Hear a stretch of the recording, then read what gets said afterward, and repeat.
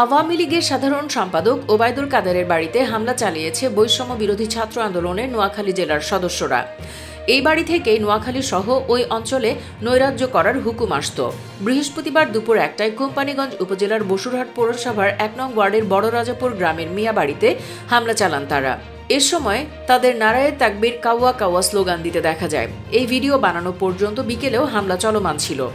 জানা যায়, বৃহস্পতিবার সকালে বৈষম্য বিরোধী ছাত্র আন্দোলনের নোয়াখালী জেলার নিজস্ব ফেসবুক পেজ থেকে এই হামলার ঘোষণা দেয়া হয়। এতে লেখা হয়, নোয়াখালীর বিপ্লবীরা বুলডোজার নিয়ে প্রস্তুত থাকুন, মার্চ টু কাওয়া কাদেরের বাড়ি, আজ বেলা 11টা। সরেজমিনে দেখা যায় আন্দোলনকারীরা কেউ বাড়ির ছাদে, কেউ বাড়ির ভেতরে, আবার কেউ বাড়ির সামনে অবস্থান করছেন। তারা নারায়ে তাকবীর কাওয়া কাওয়া সহ বিভিন্ন স্লোগান দিচ্ছে।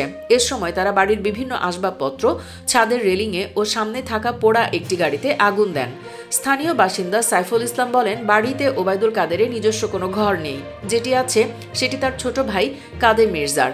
সামাজিক যোগাযোগ মাধ্যমে ঘোষণা দিয়েছিল বেলা 11টায় হামলা করা হবে, তাই সকাল থেকে সাংবাদিকরা বাড়ির সামনে অবস্থান করেন। বিভিন্ন স্থান থেকে উৎসুক জনতা বাড়িটা দেখতে আসে।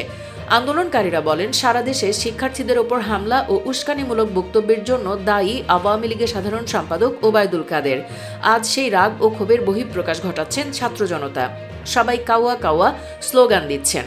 এমন খারাপ রাজনীতি কেউ করলে তাদের এমন খারাপ পরিণতিই হবে, এটাই আমাদের শেষ কথা।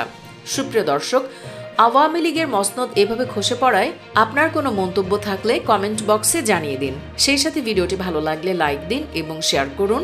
চ্যানেলটি এখনও সাবস্ক্রাইব করে না থাকলে সাবস্ক্রাইব করুন। ধন্যবাদ সবাইকে।